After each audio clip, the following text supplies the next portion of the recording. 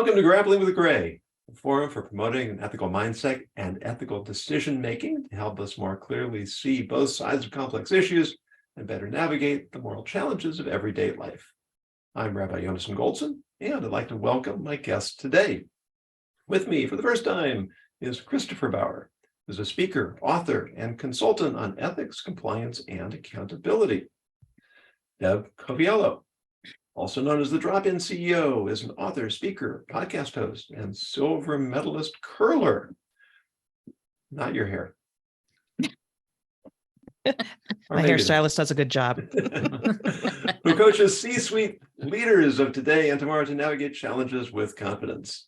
And Catherine Fitzgerald, who's a speaker, writer, certified coach, and founder of Brass Tacks with Heart Executive Coaching.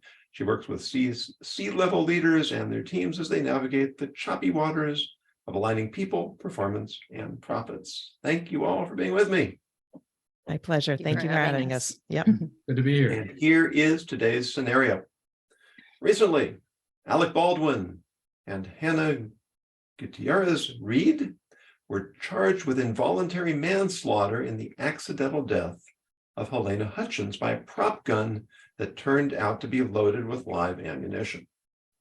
We are not going to discuss the legalities of the case, but how can we evaluate the ethics of diffused responsibility? Alec Baldwin was handed a gun and told it was a prop. As an actor, did he have a moral responsibility to check the gun, or was it proper to rely on the expertise of the armorer? On the other hand, he was also the producer of the film. Does that make him ultimately responsible for underlings who fail in their responsibilities? How might these issues extend to other areas? Do I have to check my car's brakes after I buy it? Or can I rely on the responsibility of the manufacturer? Is the CEO of a corporation with 20,000 employees responsible if a junior executive misuses company resources to embezzle funds from clients or customers? To some degree, the smooth running of society demands that we trust those around us to do what they're supposed to do. Is it healthy or even realistic for us to try to assume responsibility for others doing their jobs?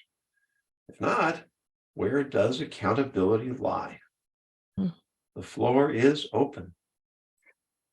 Well, when I think about all of these issues, and it's probably not a great surprise to think about these kinds of issues a lot, it seems like every time I try and think about it differently, all roads lead back to Abraham Heschel and his comment that some are guilty and all are responsible.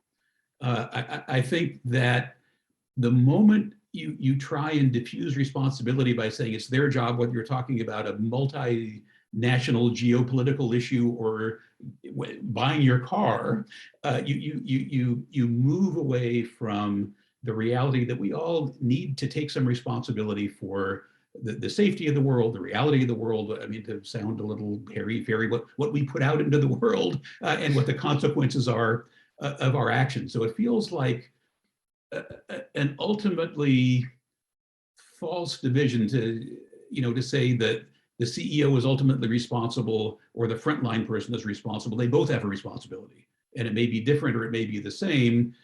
When you try to divvy it up, it feels like what you're doing is in fact diffusing the responsibility rather than putting it where it lies, which is with each individual involved in whatever the situation is. Again, whether it's a national, local, personal situation, the same rules apply. So Christopher, thank you. And I would love to enrich what you just shared. I'd love to add the fact that when we talk about responsibility, there is also a distinction, accountability and responsibility. And there's a hierarchy in that. In manufacturing, where I work all the time, we have to break down in a RACI who is responsible, accountable, who shall be consulted and informed. And when I think about that situation, I think the buck stops with the CEO, the senior leader, the producer. They are accountable for the safety and the impact and everybody, but there are underlings responsible. But ultimately, the accountability has to stop with only one person. All right, I would like to circle back to that, but we have another voice to come in first. That's okay. I'm really enjoying this perspective. I think there is a difference between the actor and the producer in terms of the roles and responsibilities. And I have to concur that as the leader, the producer, the person responsible at the top of the chain, he does have a responsibility to make sure that the place is safe and, that it is good conditions for everyone on the set. As an actor, I kind of say, if he showed up as an actor and somebody handed him a gun and said, this is, empty, cold, or whatever the words were they used, and, when he was doing his role, then I would say that his responsibility was to trust the people around him that are more expert at it than he is. I don't know that he had a responsibility to double and triple check the weapon, because in the scenario of it, is it a reasonable expectation that an actor being handed a prop would say, oh, is there a real gun? So to me, it's really unfortunate that he's in both roles, but the reality is in that upper role, he is responsible, in my opinion. I guess I have a couple of thoughts that I guess aren't mutually exclusive here. One, when you talk about, whose responsibility in trusting that the right person is doing the right thing, what comes to mind for me is, two very different work groups: surgeons, airline pilots. Never set out to do the wrong thing. They never set out to cause harm. And yet studies show over and over that in both of those groups, if they have a checklist that they go over before they do what they do, while they do what they do, it dramatically reduces any sort of problems, right?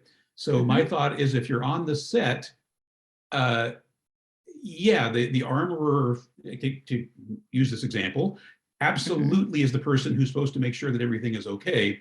But, should there not be some system set up so that people know that there are checks and balances set up all the way down, quite literally, to the trigger? So that's one thought. And the other thought, stepping backwards a minute, and I guess I worry this is going to sound like maybe the conversational version of sort of contrarian clickbait, except I genuinely mean it, which is, I actually think that we talk too much about tone at the top and responsibility at the top. And I want to be very, very clear to say it's not because I think that responsibility or tone can be overstated. It absolutely cannot, should not, must not be overstated. The problem that I have with it is that we focus, maybe particularly in recent years, so much on tone at the top that I hear alarmingly little discussion about personal and lower level responsibility. And I think tone at the middle, tone down to the individual, even though the CEO is ultimately responsible, or I don't argue with that. But I think we need to make sure that we don't think about, talk about, train about, be strategic about that responsibility, or a board's responsibility, or an oversight committee's responsibility, that we forget that really a part of that responsibility is to make sure that travels all the way down, to both literally and figuratively the loading docks.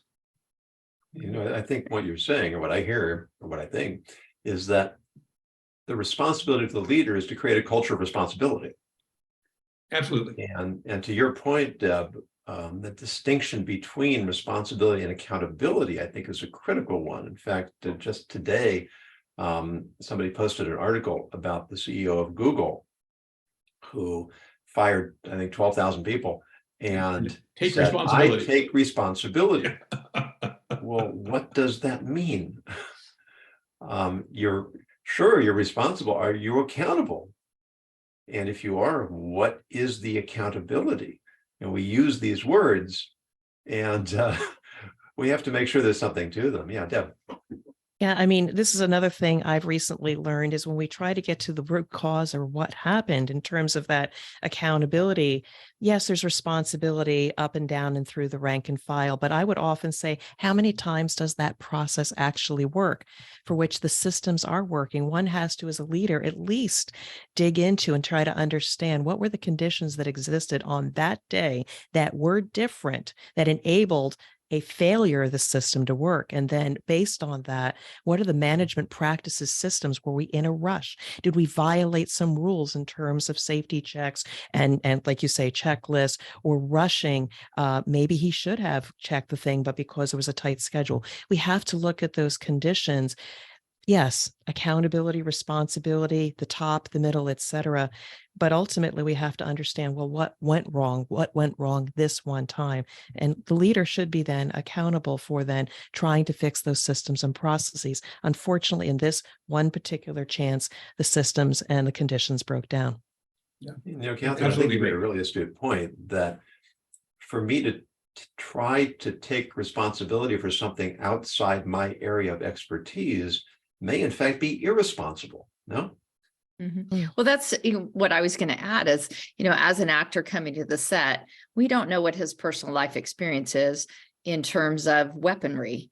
And he's acting as though he, in his role, that's a natural thing for him. So he was practicing, as I read it, and trying to figure out how to, pull the weapon and be ready to shoot, and had done it a couple of times, and then, pulled the trigger in the last rehearsal, which is what then was the fatal error. But, I kind of go back to, there has to be a bad actor that loaded real bullets.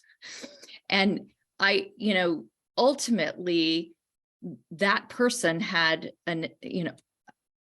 was trying to do harm.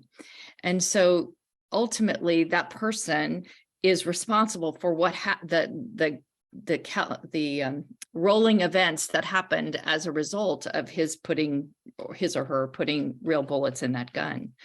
But again, checklists, great. I hadn't even thought of that. I mean, but I would wonder in terms of an HR, protocol for being on a movie set, is there a checklist for having weapons on the, is that a realistic thing for the actor to have to, check?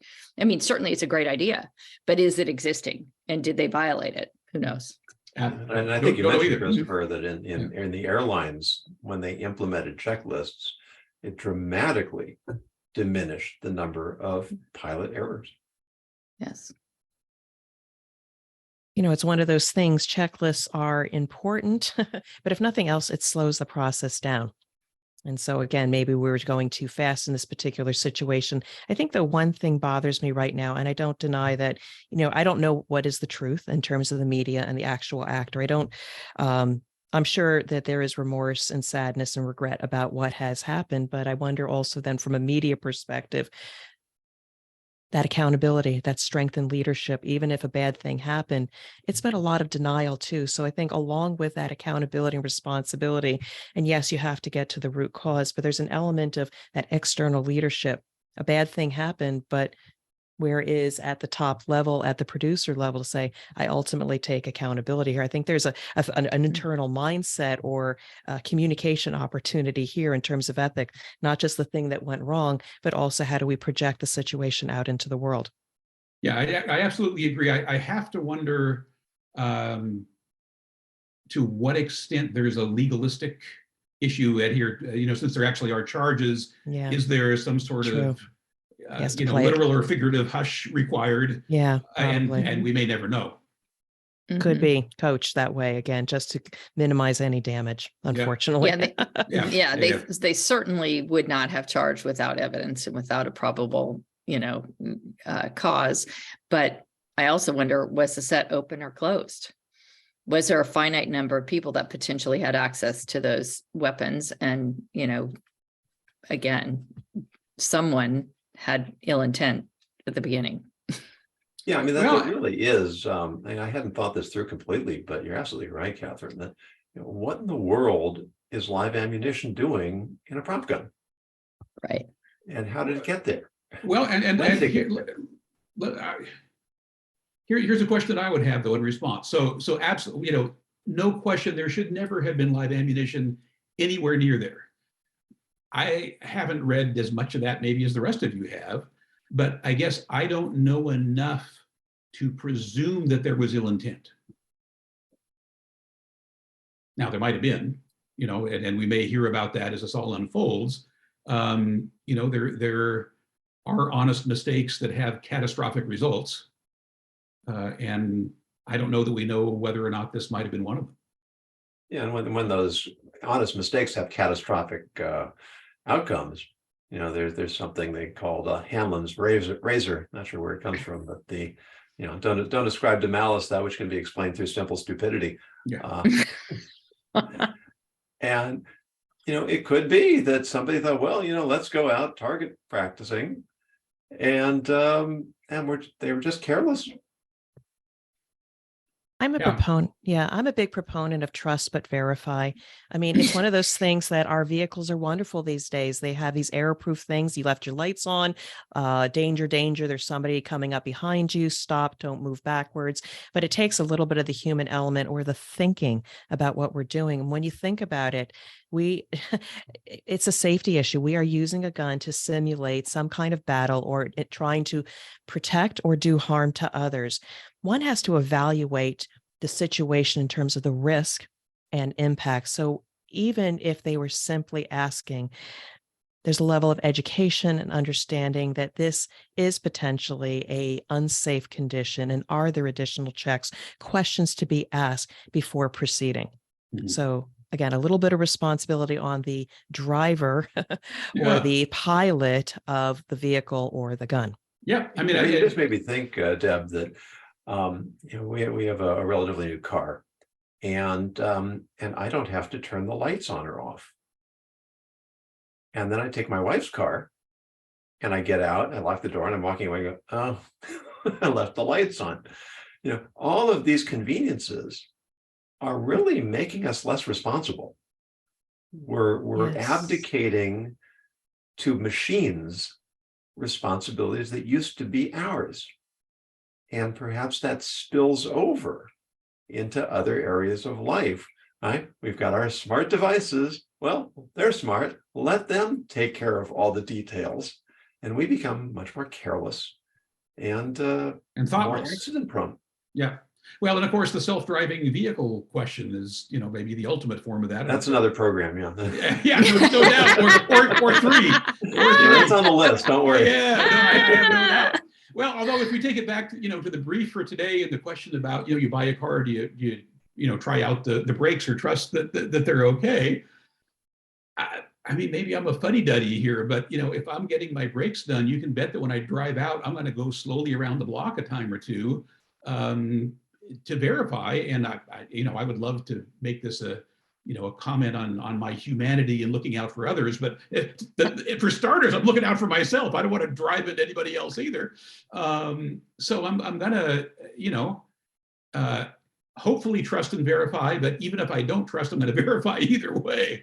Whether it's the brakes or anything else where I think there's risk involved.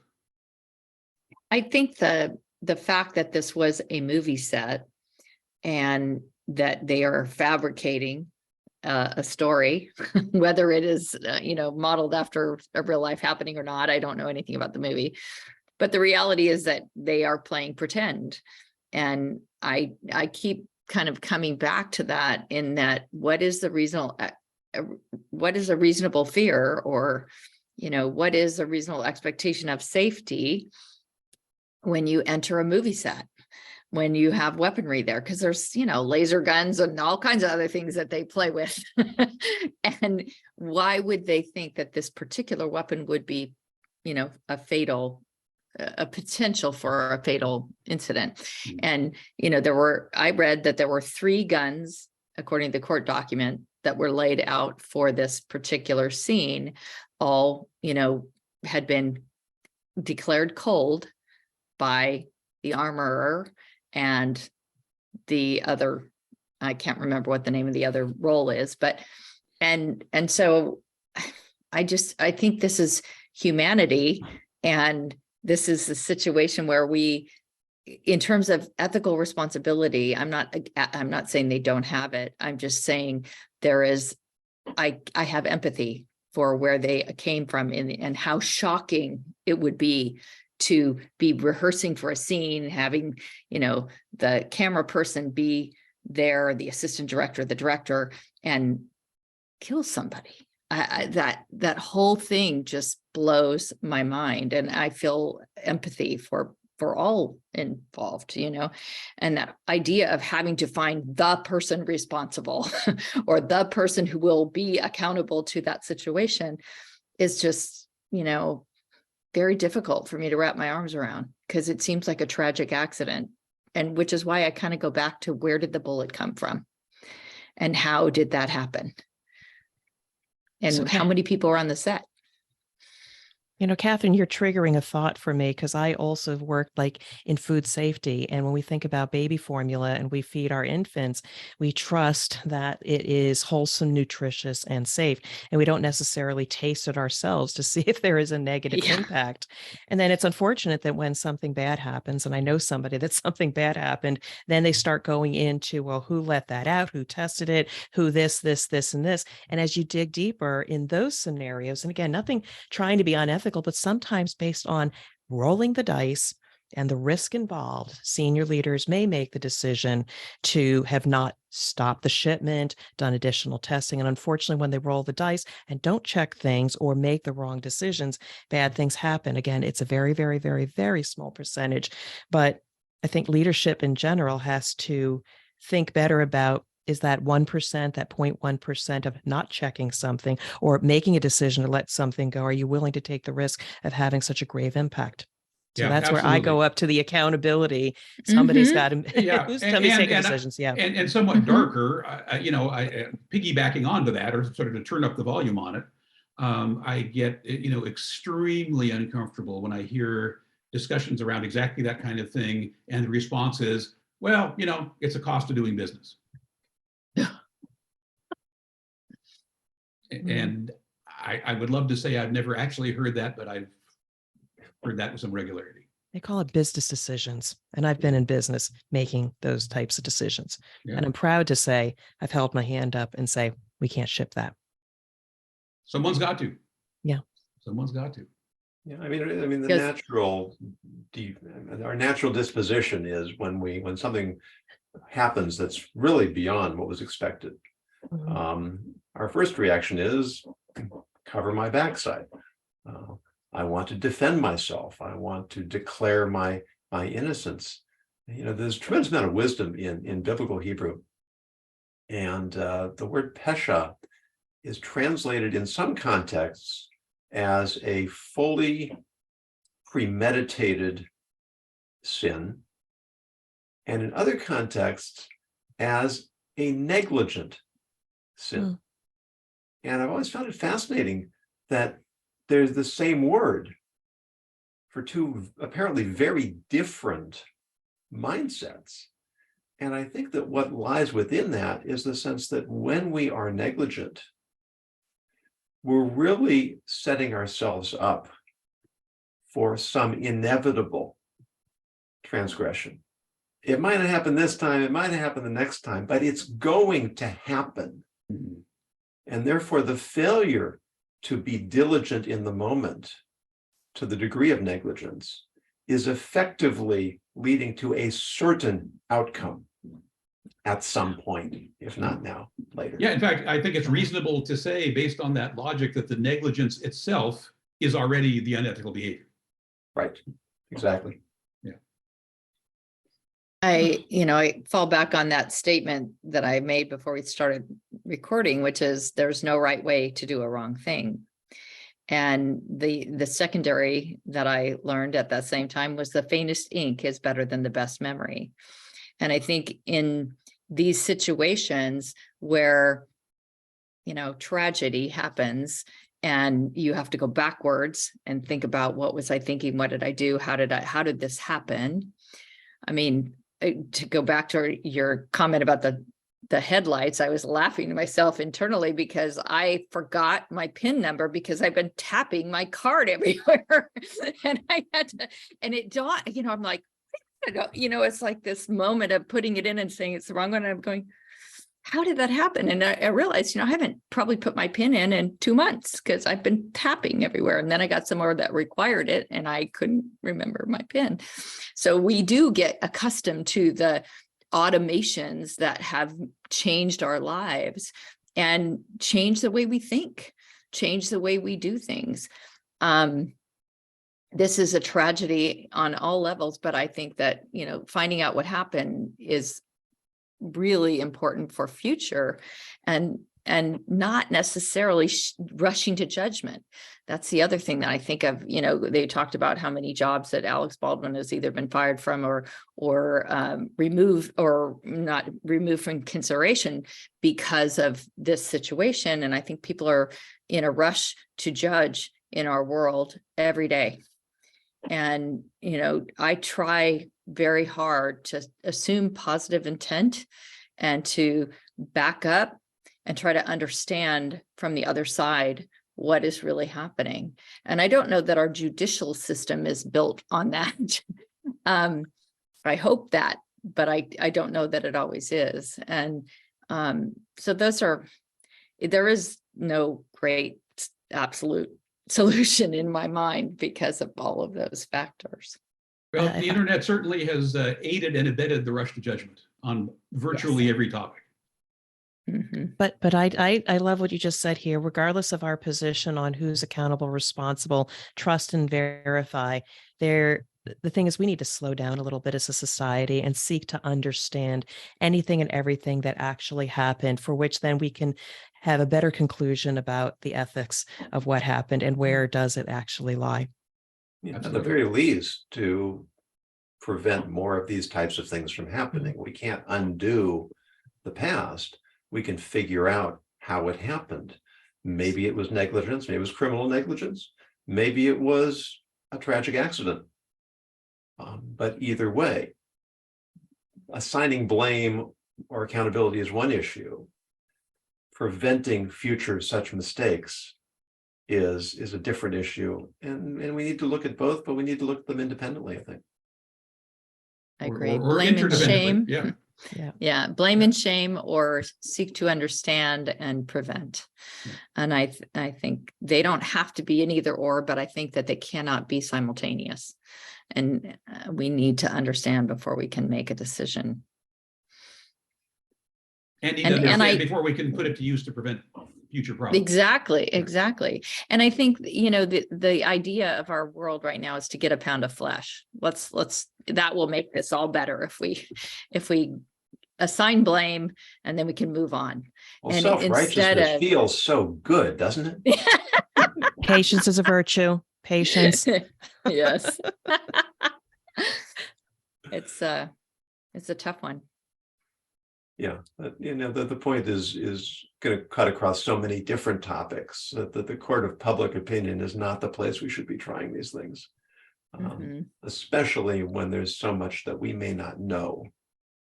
How can you possibly reach an informed decision if you're uninformed?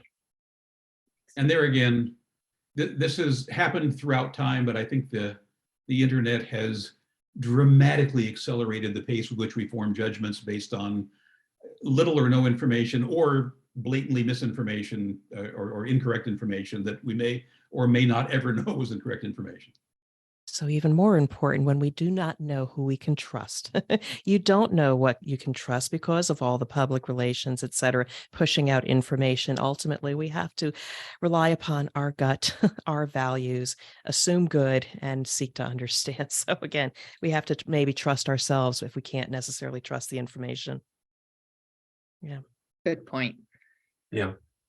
And, just looking back at this scenario, my ethical intuition tells me that the actor had every right to rely upon the expert in that situation.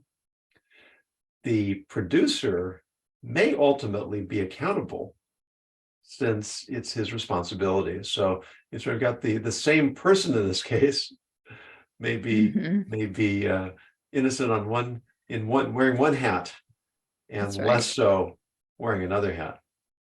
I agree. It's kind of an interesting way of looking at it.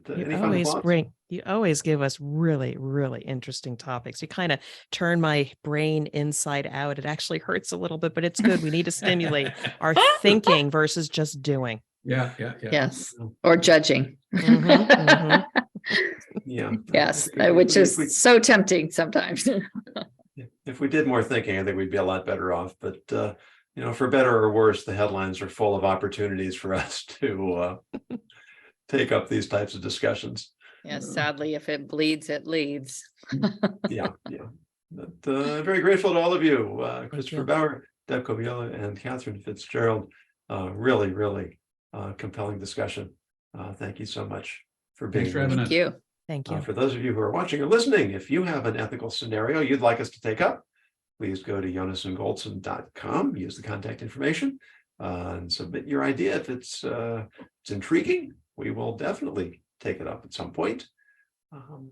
And we look forward to more opportunities and hope you'll join us on future episodes as we grapple with the gray.